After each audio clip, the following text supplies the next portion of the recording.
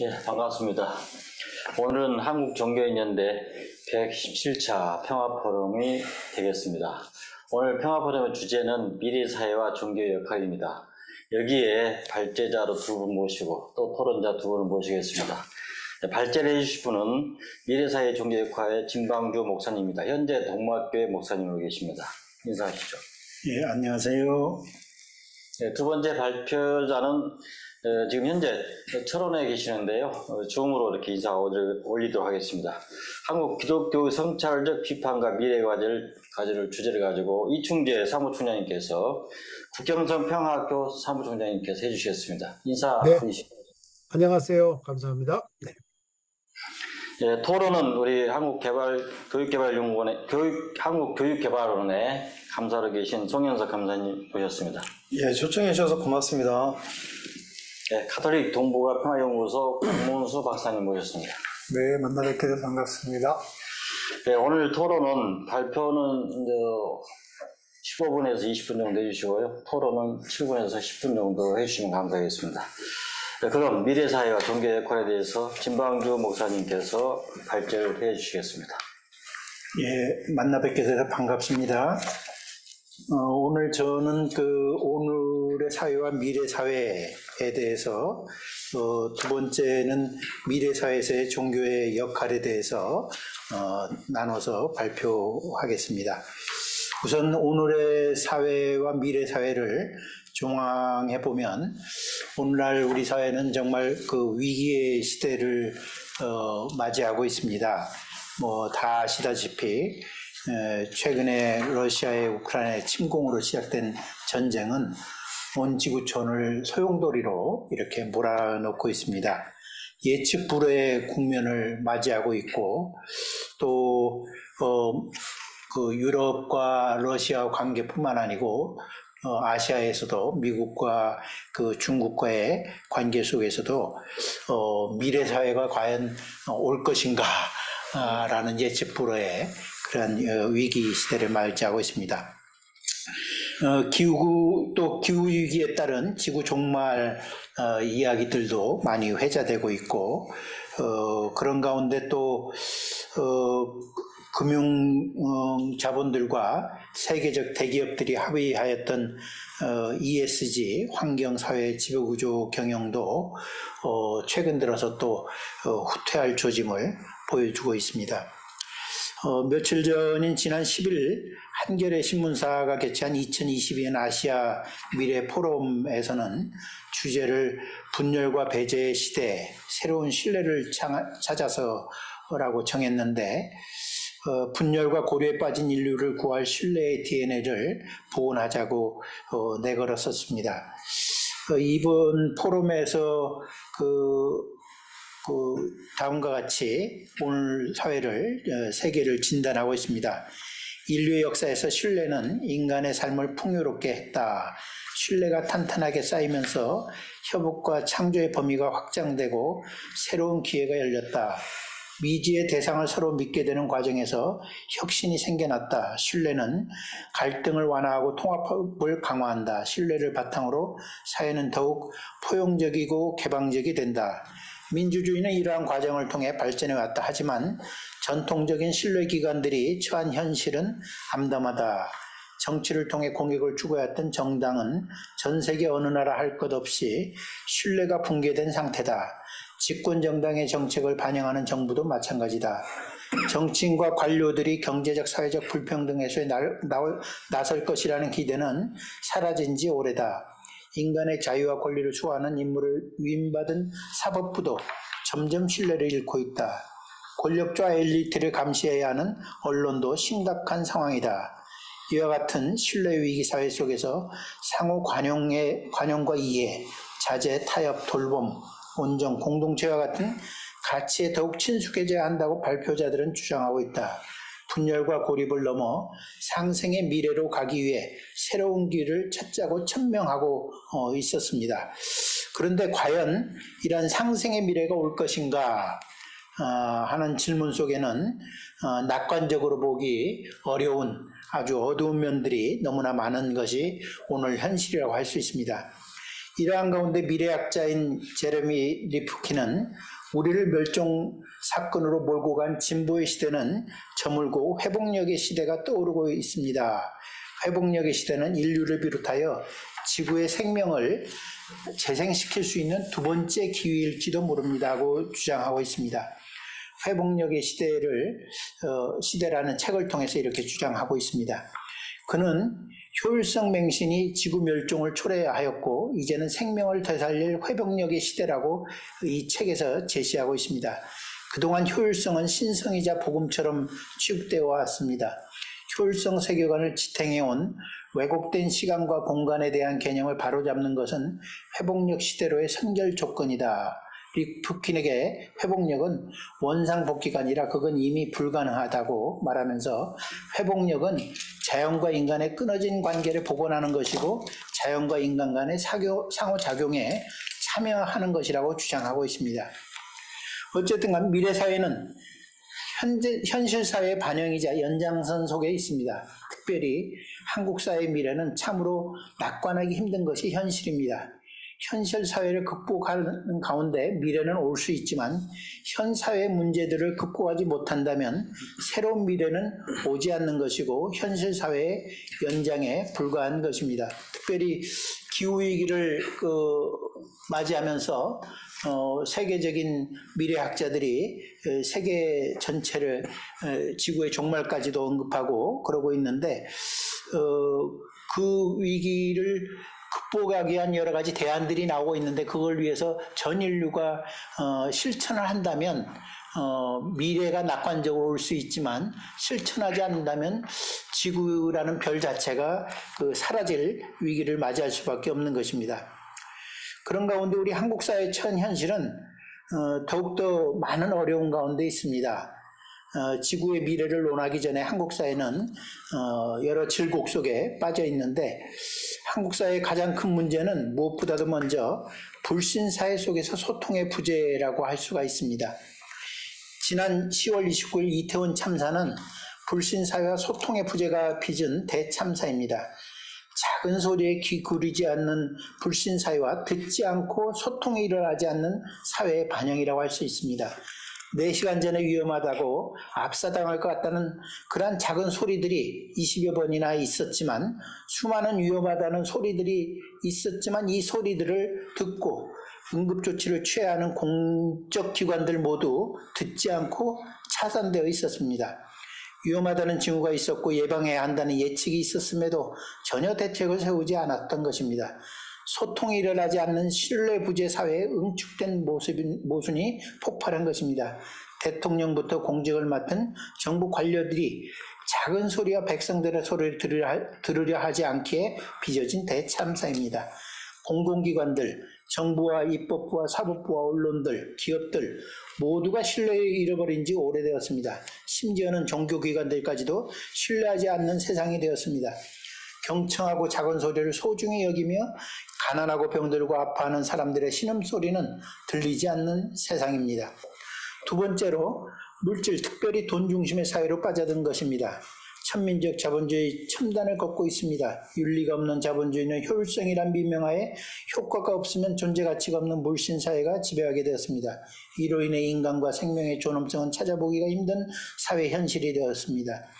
탐욕이 지배하는 사회로 변화되었고 수단 방법을 가리지 않고 성과를 올리면 인정받는 사회가 되었습니다.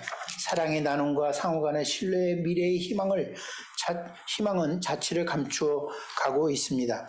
한국 사회도 공적 기관으로서 정부와 정당 및 사법부와 언론을 이미 신뢰를 잃어버린 지 오래되었고 종교 지도자를 자처하는 이들은 이미 상품화되고 지배자와 유산자들을 옹호하는 권력기관화 되었습니다.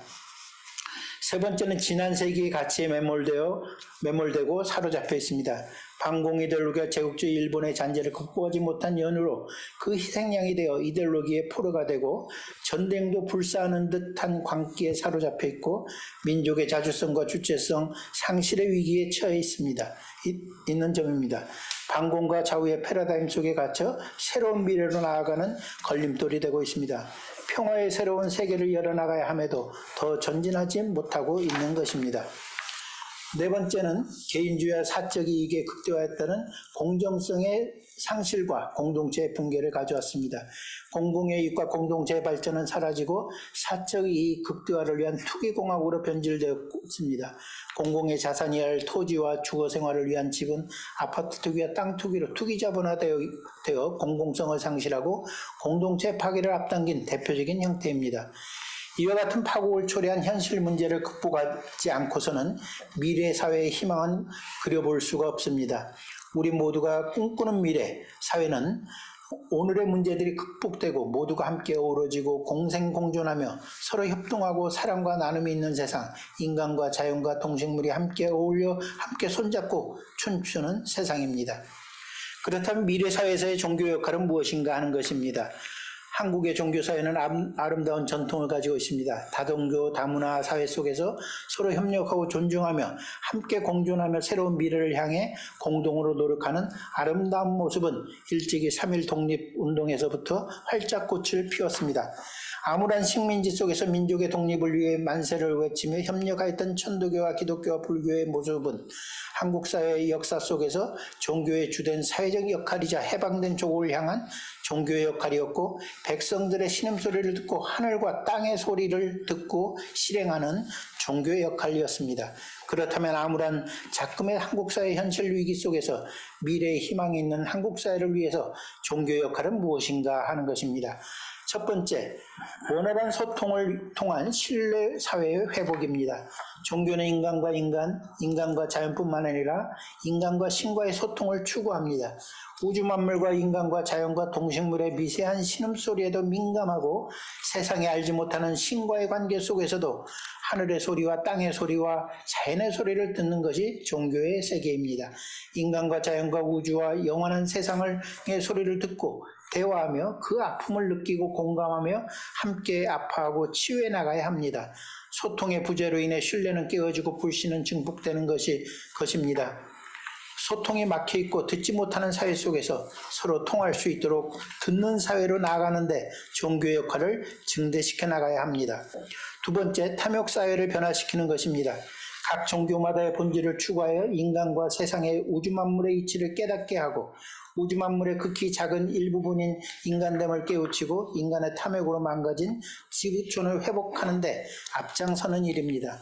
생명의 존엄성을 일깨우고 상처받고 일그러진 생명들을 살려내며 사적 이익을 위한 수단과 이용관계로 전락한 관계들을 상호 존중과 협력과 공존을 위한 생명을 살리는 관계로의 회복을 위한 생명관계 회복과 지속가능한 지구촌을 위한 생명 살림운동에 앞장서는 일입니다.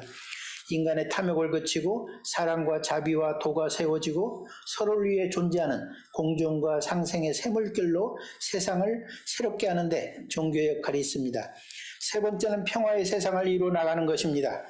좌우의 분열과 사상의 극복, 빈익빈 부익부의 계급 간의 갈등, 종족 및 종교 간의 차이와 갈등을 극복하고 인류 공동체와 한반도의 희망이 있는 미래를 위해 어떤 가치가 최우선이어야 하는가를 질문하면서 모두가 상생하고 우주 만물이 공존하는 생명의 가치를 상생의 가치를 위한 평화의 가치를 중심에 두고 평화의 관계, 평화의 세상을 세워가는 길에 종교 간의 협력을 통해 희망이 있는 미래 사회를 위해 종교의 역할이 필요하다고 할 수가 있습니다.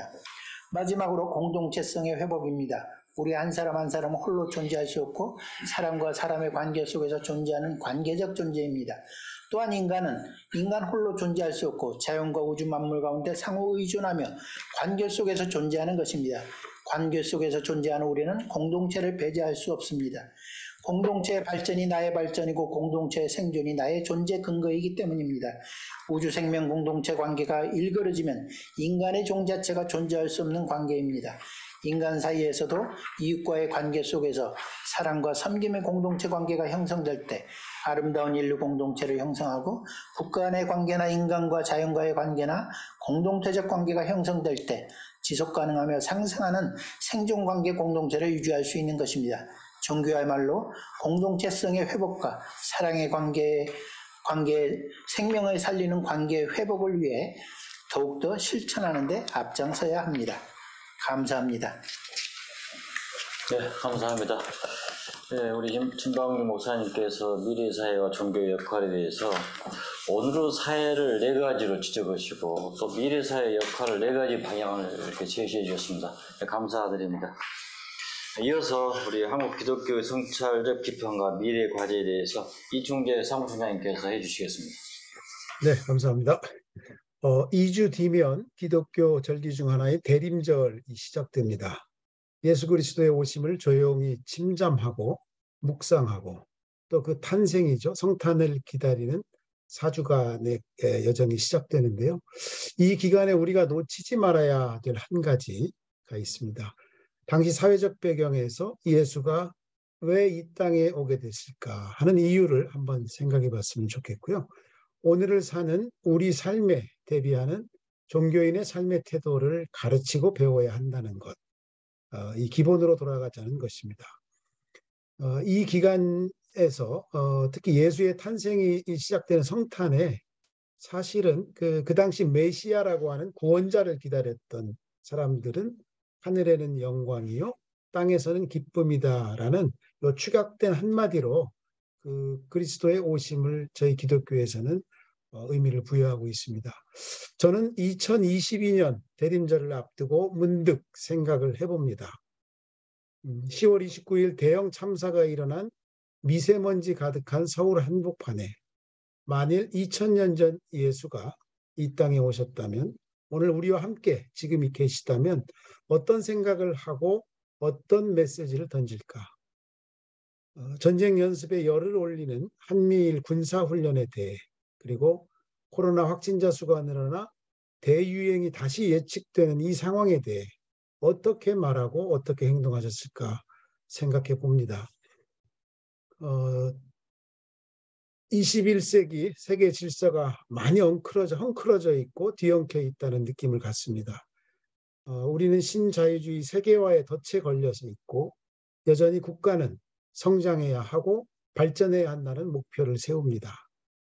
지구온난화, 기후위기가 가속되면서 우리 삶의 근거인 지구 생태계가 붕괴되고 있는데 마치 인류는 성장 지표 게임에 몰두하고 있고 폭력적 전쟁은 한시도 쉰 적이 없습니다.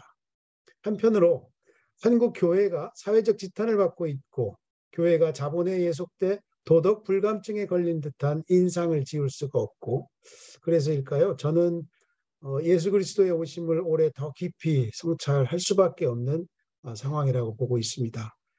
미래 사회에 종교는 과연 어떤 역할을 해야 할까? 이 주제를 다루는 제 발표는 기독교, 특히 한국 사회 개신교를 성찰적으로 비판하면서 미래 사회에서 어떤 역할을 해야 할지 제 주관적 견해를 말하고자 합니다. 제 경험을 바탕으로 아마 두 가지 주제가 될 텐데요. 평화 그리고 생태의 관점에서 말해보고자 합니다. 제가 원고에는 교회사 2000년을 짧게 요약해 봤는데 이거 사적인 요약보다는 제가 개인적으로 생각하는 키워드들을 좀 정리한 것이기 때문에 발표에서는 생략을 하겠습니다. 저는 이 긴 교회사 과정에서 인류가 전쟁이라는 폭력적 이 비극의 길을 쉰 적이 있는가 생각해 보아야 한다는 것입니다. 지난 20세기 한 해도 쉬지 않고 전 세계에 크고 작은 전쟁이 일어났습니다. 과학의 발달로 인해 정보 전달은 빨라졌지만 난개발과 인간의 무한 욕구로 인해 지구온난화, 기후위기가 가속되었고 무기의 첨단화는 이제 대량살상 아니면 인류의 패망까지도 가능케 했습니다. UN 새천년 목표죠. MDG, 밀레니엄 디벨롭먼트 골스가 15년 동안 한번 인류가 실험을 해봤고요. 또 그 이후에 지속 가능한 발전 목표로 SDG를 벌써 인류의 과제로 결정한 지 7년이 되었습니다. 미래학자의 저서나 수많은 보고서들 가운데 인류의 미래를 걱정하는 일들이 벌써 오래전부터 제기됐음에도 불구하고 저 자신도 이를 인류 공존의 문제로 보기까지는 꽤나 긴 시간이 걸렸습니다.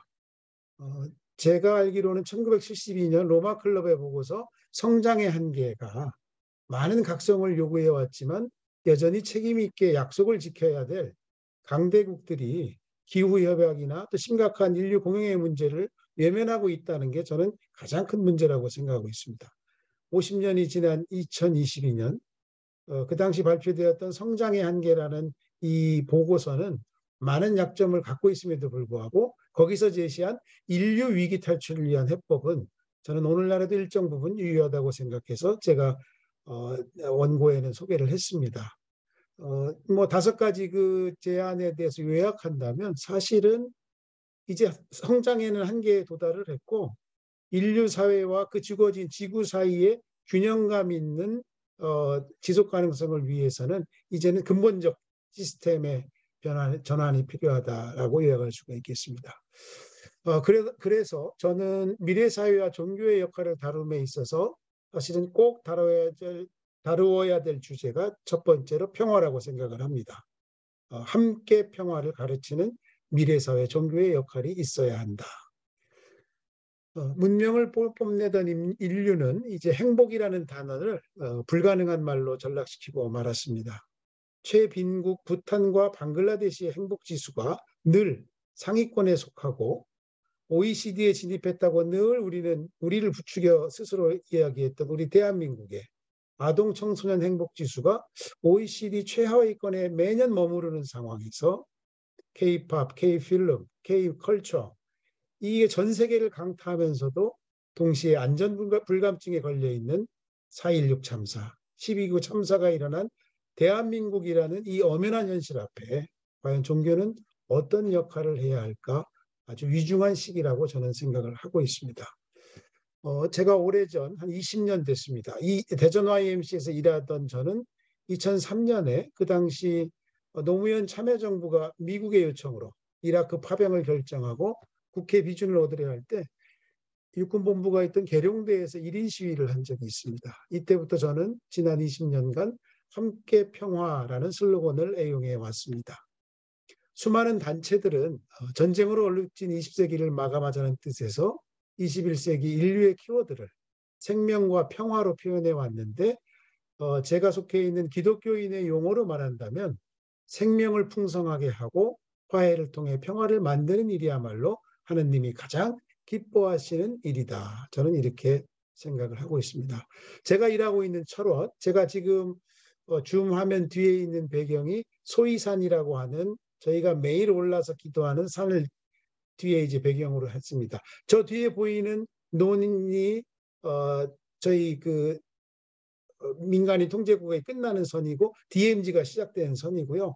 그 너머 멀리 지평선으로 보이는 게 평강공원입니다. 북녘에. 그리고 뒤로 보이는 먼 거리 산들은 다 북녘 땅이죠. 저희들은 이곳에서 기도할 때마다 DMZ 비무장지대야말로 저희 기독교에서 부활하신 예수가 명령한 갈릴리 선교 현장임을 저희는 목도하고 있습니다. 제가 국경선 평화학교에서 일하게 된 가장 큰 배경도 제가 한 20여 년 일했던 YMCA 또 KNCC에서 갈고 닦았던 생명평화의 가치를 가장 잘 실현할 수 있는 현장이라고 믿었기 때문입니다. 국경선 평화학교 저희 매일 오르는 소이산 기독길을 포함해 철원에 오시는 평화 순례객들에게 저희 분단의 현장과 또 역사, 민족의 비전을 설명하면서 함께 순례하고 있습니다.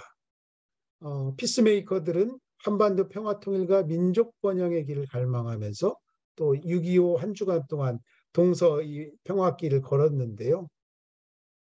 저희가 걸어보니까 소이산 기도길도 있고 분단체험 순례길도 있고 또 동서횡단 DMZ 평화순례길도 있었고 또는 해외에서 평화를 갈망했던 수없이 흔적을 남긴 길들을 한번 걸어보았습니다. 그런데 걸어보니요. 그 길들은 참 단순한 길이었습니다.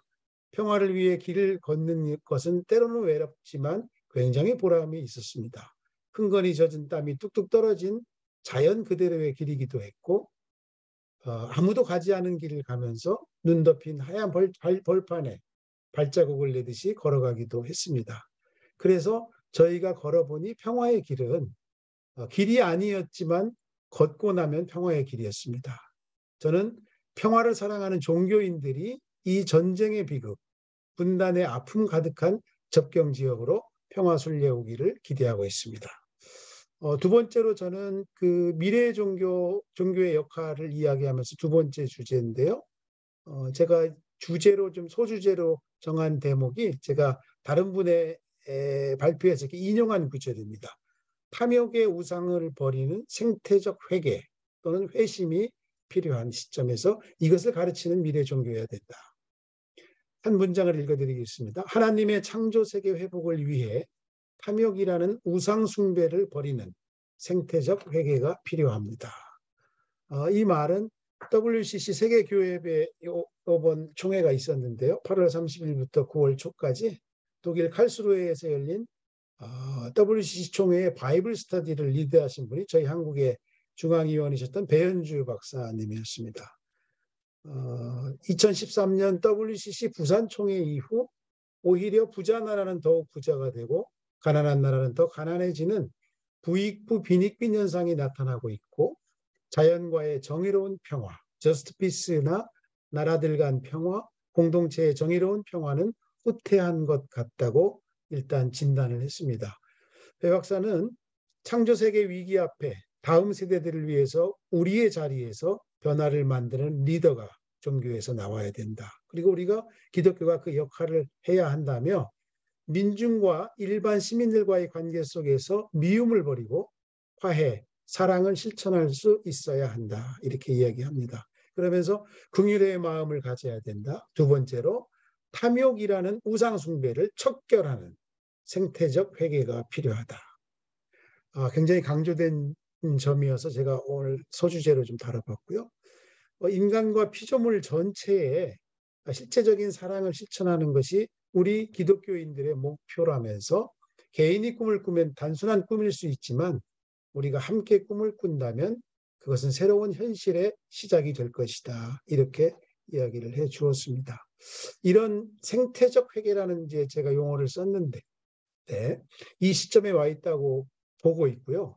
더 나아가서 저는 사실은 인류가 혁신적 결단, 가족을 도려내는 듯한 결단을 하지 않으면 공멸하지 않을까요? 오늘 앞서 발제 우리 진방지 목사님 해주신 것처럼요. 많은 분들 미래학자들이 예견하고 있는 대로 우리는 굉장히 위중한 상황에 있다는 걸 자각해야 할 것 같습니다. 그래서 저는 좀 실천 전략으로 저희 기독교 쪽의 한 단체가 지금 최근에 실시하는 캠페인을 소개하면서 제 발제를 마무리하고자 합니다. 기독교 환경운동연대가 지난 9월부터 시작한 탄소 중립 캠페인입니다. 미래사회 종교의 역할을 구체적인 모습을 보여준 사례라고 생각을 합니다. 녹색교회 운동, 또 생태 밥상 운동, 온실가스 감축 기독인 선언 등을 그동안 주도해온 한 40년 됐죠. 기독교 환경운동연대가 한국교회 탄소 중립 캠페인 생명의 길 초록 발자국을 제안했습니다. 그 제안문 전문을 앞에 있는 일부만 제가 좀 읽어드리겠습니다. 우리는 그동안 우리가 먹고 입고 지내는 일들에서 배출되는 탄소가 하나님의 창조 세계에 기후 위기를 가져오고 있다는 사실을 깨닫지 못했습니다. 우리는 이제라도 우리의 무지와 어리석음이 기후 위기를 불러왔음을 참회하며 새하늘과 새 땅을 향한 탄소 배출이 없는 새로운 삶을 살아가야 합니다. 생명의 길 초록 발자국은 가정과 교회 그리고 지역사회에서 식, 의, 주, 에너지, 교통, 문화, 경제의 7가지 영역에서 탄소 배출을 줄여나가는 구체적인 실천을 위한 캠페인입니다. 라고 하면서 또 그 7개 영역에서 실제로 실천할 수 있는 실천 과제까지를 잘 묘사한 그 웹 포스터와 또 웹 배너를 가지고 기관, 가정에서 실천하자라는 제안을 하고 있습니다. 제 발제를 요약한다면 미래사회 종교는 종교인들이 구체적인 삶의 현장에서 실천해야 할 일감을 제시해 주어야 한다고 생각을 합니다. 개인의 윤리적 삶, 그리고 가족 공동체, 지역사회, 국가 공동체와 지구촌 온 인류가 함께 정의로운 평화를 실천해야 한다. 그리고 생태적으로 지속 가능한 삶을 살 수 있는 구체적인 실천을 가르치고 함께 노력하는 생활신앙을 가르치는 훈련의 장, 그것이 종교의 역할이다. 이렇게 생각을 하고 발제를 마치겠습니다. 감사합니다. 네, 감사합니다. 우리 한국 IMCA 전국연맹 사무총장을 지내시고 현재 국평선 평화학교 사무총장으로 계신 이충재 총장님께서 한국 기독교 성찰적 비판과 미래 과제를 평화와 생태 관점에서 이렇게 보신 것 같습니다. 종교는 생명과 평화가 본령이라고 생각이 됩니다. 그래서 평화 문제에 대해서 특히 이제 생태 문제는 지금 현재 저희 인류가 안고 있는 기후 위기 문제까지 이렇게 다뤄줘서 감사드리고 특별히 기독교 환경운용연대가 하고 있는 사례를 발표해서 감사드립니다. 그럼 두 분의 그런 발제를 다 마치시고 이제 토론으로 들어가겠습니다. 우선 토론을 먼저 우리 한국교육개발원의 송영석 감사님께서 진방주 목사님의 발표에 대한 토론을 해주시면 감사하겠습니다. 네. 진만주 목사님의 미래사회 종교의 역할에 대한 소중한 발표 잘 들었습니다. 감사합니다. 간단하게 좀 토론을 시작하겠습니다. 진만주 목사님의 말씀에는 이제 현대사회를 개인의 욕망을 효용성행이란 미명으로 포장한 불통, 불신사회, 그리고 무신주의 사회로 보고 계시고, 그리고 과거 역사가 형성한 이데올로기에 종속된 사회로 진단하고 계십니다. 그리고 어떤 대안으로서 공존과 상생, 평화를 미래사회의 가치로 제안하시고 사회적 진리와 공동체성 회복을 위한 종교의 역할을 강조하고 계십니다. 이런 내용들은 그 21세기 미래를 내다보고 있는 종교인뿐만 아니라 미래를 고민하는 세계 많은 지성들의 고민과 맥락을 같이 하고 있다고 보고 있습니다. 제레미 레프킨은 20세기를 그 화석연료에 기초한 산업혁명의 시대를 2차 산업혁명이라고 보고 있고요. 다음에 다가오는 미래는 재생에너지, 또 친환경의 제3차 산업혁명의 시대를 준비하자 이렇게 이야기를 하고 있습니다. 진만주 목사님은 이런 제레미 레프킨이 분석한 것과 맥락을 같이 해서 이런 막대한 성장, 생산의 결과 이런 것들이 양극화의 결과 또 어떤 사회 균열과 이런 위계화되어 있는 질서, 이런 것의 기본은 효용성이라고 하는 내용으로서 지금 이 효용성이 하나의 이제 절대적 진리와 가치가 되어져 있는 이런 사회라는 부분에 있어서의 맥락을 좀 같이 하고 있다 볼 수 있겠습니다. 우리 목사님의 발표를 조금 더 따라 들어가 보면서 어떤 대안의 지점까지 좀 살펴보겠습니다. 먼저 불통과 불신 사회에 대한 부분인데요. 이 소통이라고 하는 것은 사실 복종과 종속이 강요되고 지배하는 사회, 또 상하 이렇게 위계적이고 계급화되어 있는 구조에서는 소통이라고 하는 것은 존재할 수 없죠. 왜냐하면 명령과 그것에 따른 복종만 존재하기 때문에 그렇습니다. 그래서 소통 자체가 존재하기 위해서는 대등한 관계, 존중하는 관계에서만 가능한 것이지요. 그래서 종교 어떤 기독교든 불교든 그 어떤 종교를 넘어서 종교가 보여주는 것은 인류 역사에서 관용과 포용이라고 할 수 있을 텐데요. 이런 것은 어떤 신뢰, 사회적 관계의 신뢰를 높일 뿐만 아니라 앞에 두 분께서 말씀해 주신 평화라고 하는 이 부분, 공동체의 평화, 공동체는 꼭 인간과 인간 간의 관계만이 아니라 그 생명을 포함한 이 공동체 속에서의 신뢰를 높여준다고 볼 수 있겠습니다. 그래서 이 종교의 사회적 역할은 일단 신앙인들 간의 관계를 넘어서 미래 사회의 모든 생명에게 지금 굉장히 중요한 것이 아닌가 보고 있습니다. 동시에 이 소통 그리고 신뢰 회복이라고 하는 것은 우리가 좋은 이야기로서 어떤 추상적 개념으로 존재하는 것이 아니라 실질적 삶 안에서 보이지 않는 손처럼 존재하고 있습니다. 가령 시장이라고 하는 것이 신용을 기반하지 않는다라면 존재할 수가 없지 않겠어요?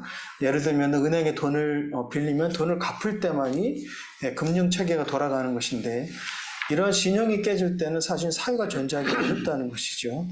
그래서 우리 목사님께서 말씀하신 소통과 신뢰 회복이라고 하는 것은 인간성의 회복의 의미도 있지만 우리 삶이 일상적으로 작동하는 보이지 않는 이 수많은 손들에 있어서 가장 중요한 부분이기 때문에 종교 역할에 대해서 저희들이 좀 진지하고 그리고 적극적으로 고민할 때가 아닌가 싶습니다. 특히 종교 지도자들에 대한 좀 가슴 아프고 날카로운 비판을 해주셨습니다. 이미 상품화되시고 이제 권력화가 된 이런 종교 지도자들에 대한 날카로운 성찰을 해주셨는데요. 신앙을 도구화하여 자신을 신격화시키고 정치 권력의 수단으로 사용하고 있는 종교인과 신앙인들이 적지 않습니다. 물신주의와 권력의 수단으로 전락한 일부 종교의 공간은 계급과 위계적 공간이 되어 명령과 복종이 신앙의 척도가 되고 일부 종교 지도자들의 종교 사유화는 사회 불통과 민주주의에 대한 위협으로 나타나고 있습니다. 가장 대표적인 사례를 저희들이 최근에 많이 보지 않았나 싶습니다. 이런 그 욕망과 권력으로의 종교가 더 심각한 것은 사랑과 평화의 종교를 훼손하고 있다는 점입니다. 일부 몰지각한 종교인들이 자기 욕망과 권력력의 수단으로 종교를 이용함으로 해서 종교의 빛이 가려지고 있습니다.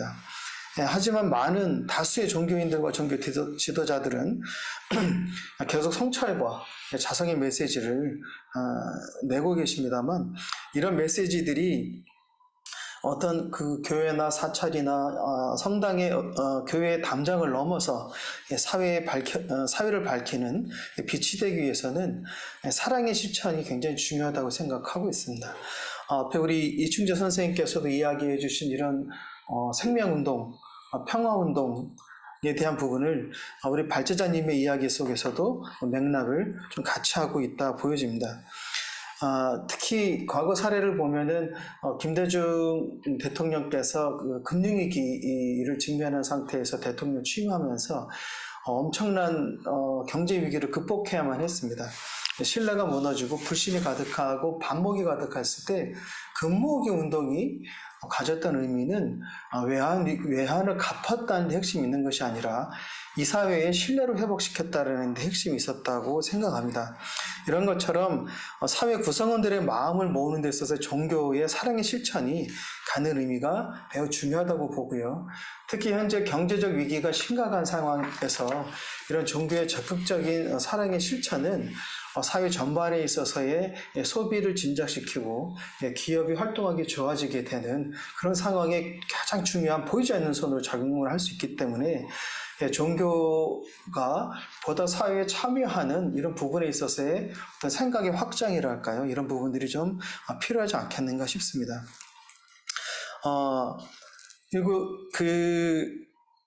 우리 발제자님께서 말씀하신 내용 중에 탐욕 사회의 변화의 방법으로 생명 살림 운동을 제안하고 계시는데 이 부분은 굉장히 좀 중요한 부분이다 생각합니다. 발제자님의 그 발제문을 아까 이제 뭐 하셨기 때문에 문서로 좀 대신하고요. 이 내용들은 이미 반세기도 더 됐죠. 한 60여 년 전에 한나 아렌트가 현대 그 사회에 대해서 소멸할 수밖에 없다는 것에 대한 굉장히 절망적인 분석을 했었습니다. 왜냐하면 이미 역사 자체가 승자의 기록이고 그 이긴 사람들이 자신의 정당성을 교육이라는 것을 통해 갖고 전수한다 이거죠. 이제 그렇다고 한다면 종국에 가서는 소멸할 수밖에 없다는 것이죠. 계속 낡은 이야기들이 반복됨으로 해서. 그런데 아렌트는 이 절망의 소멸성에서 탄생성이라고 하는 것으로 새로운 희망을 찾습니다. 즉 끝없이 새로운 생명이 탄생을 하는 것이죠.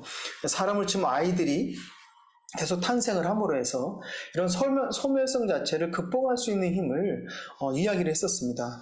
그런데 우리 목사님께서 이야기해 주신 이 생명 살림 운동은 이 한나 아렌트는 어떤 방향점을 밝힌 탄생성이라고 한다면 생명 살림 운동은 이것을 만들어가는 구체적인 길, 활동에 대한 어떤 뭐랄까 사회학적으로 얘기하면 전략이랄까요? 이런 것을 지금 밝혀주고 있기 때문에 이 생명이 존엄성을 파괴하는 관계를 상호 존중과 협력과 공존을 위한 생명을 살리는 관계로의 회복이라는 이런 구체적인 좌표를 보여주고 있다는 데서 의미가 좀 크지 않겠나 싶습니다. 저는 한마디 좀 여기에 덧붙이고 싶은 것은 일단 생명 살림 운동이 굉장히 다양한 방법이 있을 것이고 굉장히 많은 사업이 있을 것이고 또 시간의 축적이 필요하다고 봅니다. 근데 여기에서 현재 좀 사람으로 국한해서 우리가 좀 봤을 때 중요한 것은 개개인의 자유롭게 개개인의 그 개개인의 역량을 발전시키고 그 역량 발전을 할 수 있는 사회적 배려, 사회적 힘이 좀 중요하지 않나 싶습니다. 이것은 우리만 속담에 이제 물고기를 줄 게 아니라 물고기 잡는 법을 알려줘야 된다라는 이야기랑 맥을 좀 같이 하는데요. 인도 출신의 노벨 경제학상을 받은 아르미타 센이 획득권한 그러니까 가난과 빈곤이라는 책을 ILO의 연구 용역을 받아서 출간을 한 지가 벌써 한 40한 2, 3년이 지난 것 같네요. 거기서 굉장히 중요한 획득권화 엔타일트먼트라는 개념을 이야기를 하고 이것이 지금 유엔이 이제 우리 두 선생님이 말씀하신 것처럼 또 효용과 성장만의 중심이 아니라 사람 개개인의 발전에 초점을 두는 것으로의 성장과 행복을 바라보는 것으로의 관점을 전환시켰던 중요한 그 저작인데요. 이것을 봤던 핵심의 내용은 방글라데시나 이런 데 이제 기아가 발생을 했어요. 정말 사람이 이제 죽어나가기 시작을 했죠. 근데 가만히 들여다보니까 기아가 발생했는데 그 옆에 그 엄청난 그러니까 그 플랜트들은 수출을 하고 있다는 겁니다. 곡식을. 그러니까 가난은 기아로 인해서 가난이 오는 것이 아니라 그 쌀을, 그 식량을 가질 수 있는 권한이 있는가 없는가에 있더라라는 게 이제 아르마티아 에세이 당시에 실증적으로 봤던 이제 지점인데 그걸 보면서 중요한 것은 획득 권한을 갖게 할 수 있는 사회인가 아닌가. 개인의 자유, 이것을 이제 누스바움은 더 발전시켜서 개인의 역량을 초점을 두고 그 역량을 발전시키기 위해서 국가와 사회가 무엇을 어떻게 해야 될 것인가 라고 하는 부분에 한 단계 더 고민을 성소시키고요. 이것이 지금 독일이라든가 이런 북유럽에서는 예전에는 이제 능력주의라나 이런 측면에서의 이제 기준을 바라본 지점도 있고 특히 미국은 여전히 그러고 있습니다. 그 복지국가 그래서 모두에게 평등하고 동일한 어떤 복지를 제공하는 이제 이런 관점이었다면 지금은 이네블링 웰페어 스테이트라 그래서 개개인의 역량을 국가와 사회가 발전시키는 데 초점을 두고 있습니다. 가령 학교 같은 경우에 뭐 6년이면 초등학교 졸업한다 이것이 아니라 그 학생이 충분히 죄송합니다. 그 나이에 가져야 될 어떤 경험, 생각, 능력들을 6년이 아니라 7년을 걸리면 7년을 갖게 해주는 것이죠. 그렇게 한 명 한 명에게 소중하게 관심과 배려를 기울이고 있다. 제가 보기에는 한국도 이제 그 방향으로 가야겠죠. 이제 우리도 선진국에 들어서서 바로 이 지점에서 제가 보기에는 우리 생명운동, 어떤 나눔, 평화 이런 부분들이 이제 개인에게 좀 더 따뜻한 배려의 길로 나가는 방향에 좀 더 구체적인 이 종교의 역할이 있기를 개인적으로 기도하는 마음입니다. 감사합니다. 네, 감사합니다. 조금 전에도 이렇게 토론에서 말씀하셨듯이 생명 살림운동 우리가 이제 OECD, 우리 한국이 자살률 1위거든요. 출산율도 또 1위입니다. 저출산율이죠. 그러니까 요즘 이제 굉장히 중요한 것 같아요. 저도 어느 책을 봤는데 생명도 경제다라는 용어를 제가 본 적이 있어요. 그러니까 이제는 이 생명 자체가 이제 우리가 일상생활에서 머무고 있는 그런 범주의 그런 그 뜻이 아니라 이제 경제를 이렇게 평가받아야 할 그런 시기에 도달된 것 같습니다. 그래서 이 생명 살림 운동은 그 생명 경제에 굉장한 그 아젠다가 아니겠나 그런 생각을 해봤습니다. 감사드립니다. 이어서 우리 강문수 박사님께서 이렇게 토론을 해주시겠습니다. 네, 이충재 사무총장님 발표 잘 들었습니다. 그 발표에 대해서는 달리 이의가 없습니다.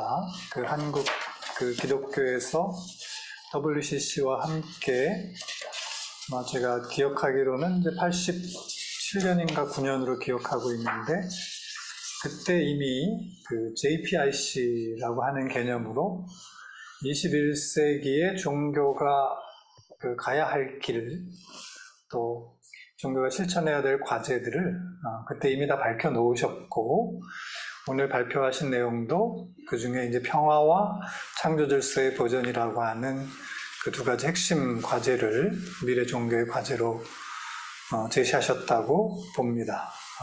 그러니까 제가 특별히 여기에다 보탤 말은 없다고 생각하고요. 그리고 이 정의의 문제가 있긴 한데, 그러니까 정의가 실현되어야만 이제 평화가 오는 것이고, 그리고 이 평화는 그 창조 질서가 온전히 보존이 될 때 실현되는 것이기 때문에 이 셋은 서로 밀접하게 연결되어 있다는 것입니다. 그래서 그런 과제를 저도 충분히 공감하고 있기 때문에 그래서 이 과제에 대해서는 별로 이의가 없고, 이 과제를 이행해야 할 우리 종교들이 직면해 있는 문제, 이 문제를 해결하는 것이 결국은 이 3대 과제를 실천하는 하나의 방향이 되지 않을까 생각해서 저희가 직면한 문제들을 좀 검토해 보려고 합니다. 첫 번째는 종교 인구가 감소하고 있고, 그것이 아주 빠른 속도로 감소하고 있는데, 보통은 이게 천재지변이 일어나기 전, 천재지변이 아니면 이렇게 대규모 인구 변동이 일어나지는 않습니다. 그런데 종교 인구가 지난 20여 년 사이에 급격하게 줄었다라고 하는 것이 무엇을 의미하는가? 그건 종교 자체, 뭐 외부 환경에도 영향이 있겠습니다만 종교 내부에 어떤 위기 요소들이 있지 않는가? 그래서 종교 안에 있는 이런 위기의 요소들을 먼저 해결하는 것이 이제 급선무가 아니겠나 이렇게 생각하고, 또 그런 역할을 우리 각 종교에 주문해 봅니다. 그리고 이 줄어드는 원인 중에 이제 가장 대표적인 것이 탈제도적 종교성인데, 탈제도적 종교성이라는 것은 굳이 제도에 기대지 않고 스스로 자기의 종교적 욕구를 실현하고자 하는 그런 태도를 가리키고, 또 이런 탈제도적 종교성은 또 이런 종교의 경계를 넘어서 다중 종교 정체성이라고 표현할 수 있겠는데, 여러 종교의 정체성을 동시에 실현하는 방식으로 사람들이 움직여가고 있기 때문에 기존의 제도 종교들이 이런 어려움을 겪고 있다, 이렇게 저는 판단하고 있고요. 그다음에 팬데믹을 거치면서 종교에게 이제 크게 제기됐던 두 가지 과제는 종교가 이런 치유 능력이 없다. 여태까지 치유 능력이 있다고 사람들이 믿어왔는데 여기에 대해 굉장히 무력했다라는 거예요. 그래서 정부 정책에 잘 협조했느냐 아니냐가 그 종교가 건전한 종교냐 아니냐라고 하는 평가를 받는다는 것인데, 이건 좀 난센스라고 봅니다. 그리고 또 이런 상황에 대해서 종교가 합리적 설명을 하지 못했다. 그리고 권위 있게 설명하지 못했기 때문에 신자들로 봐서는 이제 의미 체계의 위기, 의미의 위기를 발생시켰다라는 것입니다. 그래서 의미 위기라고 하는 게 뭐냐면, 어떤 사회 현상에 새로운 변화들이, 사회적인 변화가 일어날 때, 또는 거대한 변동이 일어났을 때, 그런 사회 변동이나 이런 변화들이 어떤 것을 의미하는 것인지, 또 종교에 어떤 의미를 갖는 것이고, 또 우리 종교인들은 거기에 대해서 어떻게 대응해야 되는지 하는 이제 권위 있는 답변을 제시하는 것이 그 종교 역할인데, 그 역할을 하지 못했다는 것입니다. 거기서 신뢰를 잃었다는 것이고요. 그리고 이제 공공성이라고 하는 것이 많이 약화된 측면. 그리고 여태까지 이제 본인들은 절대적 가치라고 생각해 왔는데 이게 상대화된 측면이라고 하는 것이 영향이 이제 컸고요. 그 다음에 종교적인 욕구는 다양해졌고 개별화됐는데 여전히 이제 제도 종교는 이것을 한두 가지로 다 충족시키려고 했다라고 하는 것이고, 그래서 이것 때문에 이제 실망을 한 사람들이 좀 떠난 게 아니냐, 이렇게 저는 보고 있습니다. 그리고 이렇게 절대적 가치 체계를 강조하고 또 제도를 중시하는 이런 종교들은 이런 변화에 민첩하게 대응할 수 없는 약점을 가지고 있습니다. 과거에는 그것이 큰 약점이 아니었죠. 왜냐하면 변화가 이렇게 더뎠기 때문인데, 최근 저희가 그 30년 내에 경험했던 이런 것들은 굉장히 빠른 변화였고, 또 그 지속 기간들이 짧았기 때문에 여기에 대체로 모든 종교들이 적응하는데 어려움을 겪었다고 보입니다. 그리고 지금도 어려움을 겪고 있다고 생각하고요. 그래서 이렇게 신속하게 적응하고 대응할 수 없는 이런 한계들이 지금 이런 위기를 초래했다라고 보는 것이고요. 매체가 다양화된 측면, 또 종교가 과거처럼 사회의 공적 의제를 제한하지 못하는 것, 그러니까 이 퍼블릭 아젠다라고 하는 건 60년대, 70년대, 80년대 중반까지는 종교의 의제가 국가의 의제였고 또 종교인들의 고민이 곧 국민들의 고민이었다라고 할 수 있다면 지금은 국민들이 고민하는 것, 평범한 사람들이 고민하는 것과 종교의 고민이 다르다는 것이죠. 그래서 종교는 그런 이 일반 국민들이 갖고 있는 그런 고뇌와 어려움 이런 것들을 해결하고자 하는 공적 의제를 제한하고 해결하기 위해 노력하기보다는 자기 제도적 이익을 지키는 쪽에 더 치중하고 있기 때문에 이런 위기가 더 가속화됐다고 생각합니다. 그래서 이 제도 종교는 이미 유럽에서 저희가 확인할 수 있는 것처럼 일단 그 쇠퇴 국면에 들어가게 되면 그것을 거의 반등시키지 못한다라고 하는 것이 저희의 경험이자 또 발견이었습니다. 그렇다면 이것을 반등시키지 못한다 하더라도 여전히 종교가 중요한 역할을 해야 한다라고 하는 것을 어떻게 주시킬 것인가가 과제가 될 터인데 여기에 이제 종교 사회학자인 피터 버거가 세 가지 접근법을 얘기를 한 것이 있습니다. 하나는 연역적 대안이고, 두 번째 환원적 대안이고, 세 번째 균합적 대안인데 그 연역적 대안은 그동안 종교들이 해온 것이죠. 모든 답을 알고 있고 그래서 그 답을 따르라고 요구하는 것입니다. 그런데 이것은 연역적 대안은 주류 종교인들에게는 해법이 되겠으나 다수의 신자들이나 비신자들의 경우는 여기에 공감하지 못할 것 같습니다. 환원적 대안은 빨리 그 현상에 적응하는 것이고요. 빨리 그 현상을 읽어내고 거기에 적합한 형태로 자기의 제도적인 이익을 포기하고 빨리 변화하는 입장에 서는 것인데 이런 환원적 대안이 앞으로의 정답임에도 불구하고 아마 이쪽으로 이렇게 움직여가지는 않을 거다라는 생각이 듭니다. 그래서 저희가 생각해 보는 게 이제 균합적 대안인데요. 균합적 대안이라고 하는 것은 저희가 원고지신이라고 하는 말이 있지 않습니까? 그래서 과거의 장점, 좋은 점들을 살리고 또 새로운 요소들을 받아들여서 좀 확대 강화시키는 측면, 그러니까 이런 방법으로 가야만 종교들이 미래가 있다라고 하는 것이 이제 피터 버거가 이게 굉장히 오래전 얘기입니다. 거의 이제 50여 년 가깝게 지났는데 그렇게 오래전에 했던 이야기인데 지금 잘 적응이 된다고 볼 수 있습니다. 그러니까 이렇게 보면 저희들이 어떻게 이 균합적 대안을 찾아갈 수 있을지, 그래서 좀 더 환원적 대안의 형태로 가까이 다가갈 수 있을지를 고민하는 것이 앞으로 우리 모든 종교가 고민해야 될 과제라고 생각합니다.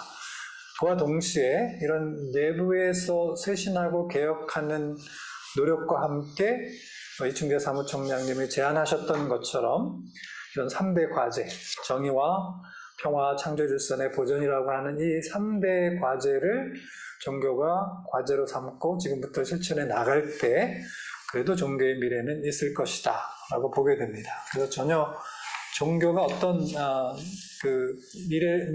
미래를 선취하고 보증할 수 있는 가능성이 없다고 얘기하는 게 아닙니다. 그런 것들을 자체에서 못 보고 있고 발견하고 있지 못하기 때문에 이런 것들을 발견하고 또 그런 가능성들을 키워나감으로써 종교의 미래를 스스로 만들어 나가는 것이 또 확보해 나가는 것이 방향이라고 보기 때문에 이런 과제를 제안을 드리는 것으로 토론을 마치겠습니다. 감사합니다. 네, 감사합니다. 한국 기독교의 성찰적 비판과 미래 과제에 대해서 우리 박문수 박사님께서 토론을 해주셨습니다. 이 팬데믹으로 인해서 저희가 종교가 치유 능력이 없어지고 사회적 그런 공공성에 대한 인식이 낮아졌다는 그런 걸 지적해 주시는데 이번에 종교계도 사실상 팬데믹을 통해서 많은 걸 배웠죠. 또 그런 대면 행사를 비대면으로 이렇게 전향하면서 또 그런 것도 어떤 사회 변화에 굉장히 대응했다고 저는 생각이 됩니다. 그러나 더 많은 그런 그 대응할 그 기후위기라든가 모든 그 환경들이 굉장히 많이 급속도로 바뀌기 때문에 거기에 따른 그 종교인들이 우리가 좀 따라가는데 굉장히 좀 덜 미쳤지 않는가 생각에 대해서 아까 치유 능력도 부재하고 또 공공성에 대한 인식도 이렇게 전환이 안 되는가 그런 지적이 굉장히 저희들에게 와닿았다고 생각됩니다. 네, 두 번호 발제, 두 번호 토론을 통해서 저희들이 말씀을 받들었습니다. 혹 이 발제를 통해서 또 토론을 통해서 좀 더 보완해야 할 그런 사항이 계신다면은 우리 진방님 목사님 먼저 말씀해 주시면 감사하겠습니다. 예, 우리 송현석 박사님의 토론문에 감사드리고요. 이 토론문을 보면서 이제 결국 이제 종교의 그런 어떤 그 경계를 넘어서 구체적인 어떤 사랑의 실천, 또 자비의 실천, 또 정의의 실천, 또 그런 생명 살림 운동의 어떤 그런 실천 과정 속에서 종교들이 서로 협력하고 보완해 나가는, 그러면서 정말 우리 미래 사회를 꿈이 있는 미래 사회로 만들어 가는데 종교가 큰 역할을 할 수 있지 않겠는가, 그런 생각을 더 하게 되었습니다. 네, 우리 이충계 총장님. 네, 네. 저는 제 발제가 굉장히 주관적이고 어쩌면 신앙 고백적 발제라고 판단을 하고 있었는데, 오늘 사실은 우리 시작 전에 박 박사님께서 토론문 보내주신 거 보고 그냥 깜짝 놀라면서 너무 감사했습니다. 발제와 토론이 바뀌었구나. 그래, 이렇게 좀 종교사회학적 측면에서 사회 현상이나 분석 틀들을 갖고 또 이론의 기준 하나를 갖고 하면 참 좋았을 텐데, 그건 뭐 제가 갖고 있는 한계이기 때문에 부족했었는데 교수님께서 이렇게 잘해주셨다, 박사님께서 해주셔서 너무 감사드리고요. 저도 그러면서 사실은 이번 발제를 준비하면서 생태와 평화의 관점이라는 자료와 평소 생각했던 걸 정리는 했습니다만, JPIC 정의평화 창조질서의 보전을 굉장히 중요한 대회였고 한국에서 했기 때문에 뜻깊은 그 개념은 생각지 않은 채 했는데 하고 봤더니 그 주제였네요. 그래서 역시 좀 이쪽으로 고민해왔던 내용은 우리 종교인이라면 기본적 각성이 있는 분들이랑 다 똑같구나 하는 생각을 갖게 됐고요. 제 발전에 부족한 근거들을 좀 잘 보완해 주셔서 너무 감사드립니다. 이상입니다. 네, 감사합니다. 우리 송영석 감사님께서도 한 말씀해 주시죠. 네, 일단 귀한 말씀들 너무 감사드리고요. 말씀만으로도 좀 마음 평화로워지는 오늘 나와주신 선생님들의 말씀이 좀 많은 분들이 좀 들을 수 있다면, 또 생각할 수 있다면 하는 욕심이 좀, 이제 욕심이라는 단어가 좀 어울리지 않을 텐데 그런 생각이 들고요. 한마디 그냥 선생님들 말씀 다 들으면서 들었던 생각은, 제가 개인적으로 이제 전공은 정치학을 했었는데, 대통령, 국회의원, 또는 시장, 시의원 이런 분들은 어떻게 보면은 이 구조화되어 있고 제도화되어 있는 곳에 리더라고 한다면, 이분들이 이제 잘하면 좋은데 잘못할 때가 많아서 우리에게 많은 실망을 주지 않습니까? 근데 이 종교는 제 순간 드는 생각은 마을의 리더다 이런 생각이 좀 들었어요. 그러니까 예전에 학교가 어떻게 보면은 이 마을에서 굉장히 중심된 역할을 많이 했었고, 그래서 저는 산에 가서 명당에는 사찰이 있고 마을의 명당에 학교가 있다. 이게 제가 이제 교육 정책을 할 때 이렇게 사람들 만나면은 하는 이야기고, 학교를 어떻게 우리가 그 지역 공동체에서 잘 활용할 것인가 얘기할 때 쓰던 레토릭이었는데, 오늘 말씀을 가만히 듣다 생각해 보니까 이제 학교가 할 수 있는 것도 많이 사라진 것 같아요. 예, 그러면서 다시 그러니까 내세론 이런 거를 하다 보면은 두려움과 공포의 마음들이 많이 있지 않습니까? 실은 이제 저희 동생들도 목사고 부부가 어쩌고 그러는데, 이렇게 얘기를 듣다 보면 가끔 무서운 거예요. 예, 그러니까는 그래서 그런 사랑과 평화, 생명에 대해서 어떤 이 마을에서의 이런 것에 대한 리더십이 되는 리더가 되는 리더십이 나오는 좀 종교가 된다면 좀 구체적인 이야기들이 좀 많이 나올 수 있지 않을까? 이제 그런 이야기들이 모여서 또 사회에 큰 어떤 흐름을 형성할 수 있지 않을까 이런 또 혼자 잠시 생각을 해봤습니다. 예. 아유, 감사합니다. 우리 박문수 박사님께서 말씀해 주시죠. 제가 쓴 글만 보면 좀 비관적인 이야기를 한 게 아닌가 그렇게 생각하실 수 있는데, 사실 종교인들은 다 공통된 그 희망이 있죠. 그 종교가 지금 이렇게 실사구시적인 것은 잘 못할지 모르지만, 인간의 존재 문제는 이제 끊임없이 저희들이 이제 숙제로 갖고 있고, 또 그 방향을 제시하는 데 있어서 종교만큼 그 역할을 할 수 있는 데가 없지요.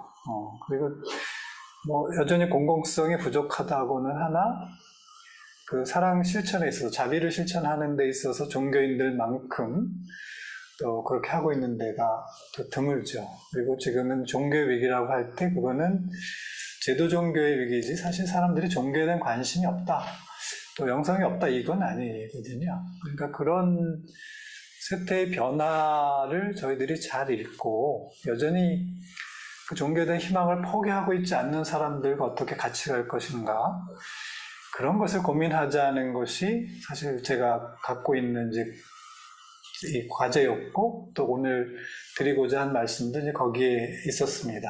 그래서 너무 과제 중심으로 또는 단기적인 해결책 이런 것도 중요하겠습니다만, 종교는 천천히 가면서도 그게 다수가 꼭 그렇게, 저는 다수에, 그러니까 너무 이제 이 다수가 되려고 하거나 큰이따에 되려고 하는 것 같은데, 사실 종교는 늘 소수의 역할이었고요. 그래서 단 몇 명이라도 제 역할을 하는 분들이 있으면 그분들이 갖는 영향력이라는 것이 이제 매우 크기 때문에, 저는 종교들이 너무 조바심을 내지 말고 좀 길게 긴 안목을 가지고 지금 직면에 있는 분들을 차근차근 풀어가면 좋겠다. 그러면서도 자기의 본질에 충실한 것이 저는 제일 중요하다. 늘 그거는 정답인 것 같아요. 그래서 타협하지 말고 이제 자기 본질에 충실하려고 하다 보면 또 그것에 공감하는 분들이 또 다시 뜻과 마음을 모아주실 거라고 생각합니다. 네, 이상입니다. 네. 대체적으로 저희들이 스님들은 토굴에 계셔야 되고, 우리 천주교는 수도원에 계셔야 되고, 근데 저희 불교는 또 원불교 같은 건 또 인간 세상에 있어야 되니까 종교가 역할이랑 굉장히 맞는 것 같습니다. 아까 조금 전에 종교인들 스스로 보면은 자기 정진이 중요하거든요. 자기 성찰하고 자기를 들여다보고 자기 수행하고 정진하는 데 굉장히 중요한데, 그런 수행 정진이 궁극적인 목표죠. 우리 성직자들을 볼 때. 또 종교인들한테는 또 그런 걸 요구를 많이 하고 있는데, 사실 또 사회적 현상이 일어나는데 그 현상을 보고 가만히 둘 수 없지 않습니까? 그러다 보니까 좀 열린 분들은 또 함께 참여하고 있는데, 종교가 또 너무 또 어떤 경계를 넘어서 버리면은, 자칫 잘못되면 그게 사회적 현상이 더 커질 수 있지 않겠나 생각이 돼요. 그래서 종교는 조금 전에 우리 박문수 박사님께서 말씀하셨다시피, 종교는 종교인으로서 어떤 자기가 할 일을 어디에 치우침이 없이 본래 목적을 가지고 자기 자리에서 적공하면서 정진하면서 또 치유할 수 있는 그런 영성을 가진 것이 바로 이 사회를 향도하는 데 굉장히 도움이 되지 않겠는가 생각이 됩니다. 그러나 미래 사회는 저희들이 아직까지 지금까지 사회학자들이나 미래학자들이 이렇게 자꾸 방향 제시하지만은 아직까지 저희들한테는 크게 와지지 않기 때문에 또 거기에 대한 대응도 좀 더 늦어지지 않을까 생각이 됩니다. 오늘 두 분의 그런 발제, 두 분의 토론을 통해서 더욱더 우리가 이 사회에 종교가 소금과 목탁이 해야 할 그런 더욱더 이렇게 해야 할 그런 사명과 역할 정진이 지적이 돼서 감사드립니다. 한국종교인연대 117차 평화포럼 미래사회와 종교의 역할, 진방주 목사님, 이충재 사무총장님께서 미래사회 종교 역할, 한국 기독교 성찰적 비판과 미래의 과제에 대해서 주요 발표해 주셨고요.